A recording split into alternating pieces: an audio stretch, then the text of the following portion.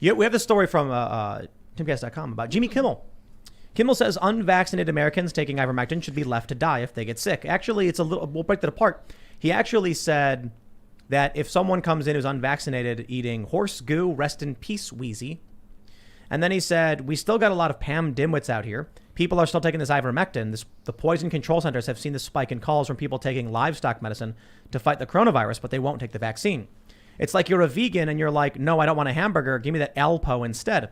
One of the reasons these sea biscuits are opting for ivermectin is because they don't trust Big Pharma, which is fine, I guess, except for the fact that ivermectin is made by Merck, which is the 4th largest pharmaceutical company in the world. And even Merck is telling people to cut it out. So I'm not here to get into the medical debate with Jimmy Kimmel. I'm going to talk about the overt callousness. There was another story I saw from this mainstream journalist who said, we need to stop shaming people who are doing things we don't like. And the reason was, she said, when these stories like with Jimmy Kimmel come out, when the Oklahoma story comes out, her dad turns it off and stops listening, saying, this is negative, it's lies, it's manipulation. I don't want to hear it anymore. So they outright don't trust the media. They don't trust Big Pharma. I think it's a fair point to say we shouldn't, like, the fact that he's like, rest in peace, Wheezy, that's insane. That's like a dark thing to say about someone. How about, what if he said this? Rest in peace, fatty. Oh, what's that? You had a heart attack and you're overweight? Too bad. No, we don't do that. We say we're going to try and save you. Well, we don't do this. We don't do this with the flu. You know? Yeah, people have a choice to get flu shots. I understand they're different. It's different, but you don't shame people for getting sick. And it's almost like it's the reason why it's so dark is you said he's callous about it. He's almost wishing for it to happen, and that's just so wrong.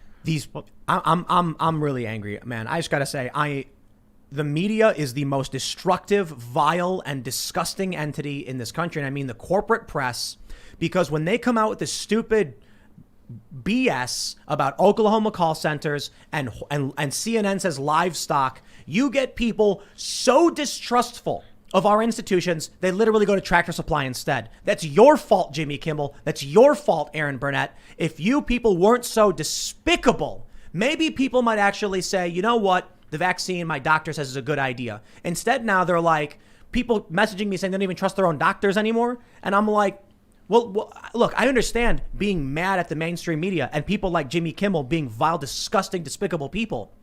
But to then turn around and say, I'm going to distrust all institutions. This is the problem I have. I don't blame the regular working class person. I don't blame the regular person who's confused by this. I blame these vile people like Aaron Burnett who come out and say Joe Rogan's eating livestock medication, which is a absolute lie. And I'm almost swearing on this one because this is why I'm reading this story. I'm reading this quote from Jimmy Kimmel and I'm like, isn't it crazy that there are people willing to go to Tractor Supply instead of going to a doctor? That's your fault, CNN. That's your fault, Aaron Burnett. That's your fault, Jimmy Kimmel. Is Jimmy Kimmel, is that monologue, is that on YouTube right now? Oh, probably. Because this is the point that I was making about. So Jimmy Kimmel can go onto YouTube and advocate for violence and death against a certain group of people, and that's fine. And this is what breeds the distrust and the contempt and the anger.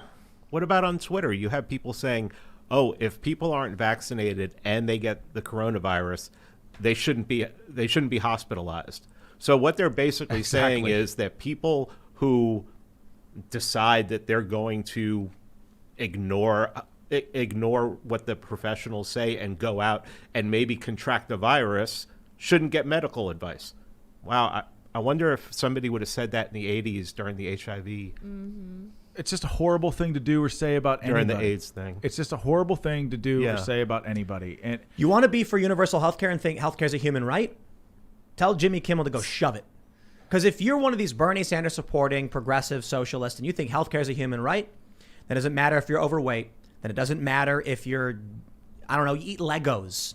Are we going to, if some guy sticks a fork in an outlet, don't do that. Are we going to be like, no, it's his fault. He chose to do it. We're going to be like, this man needs help. Save him.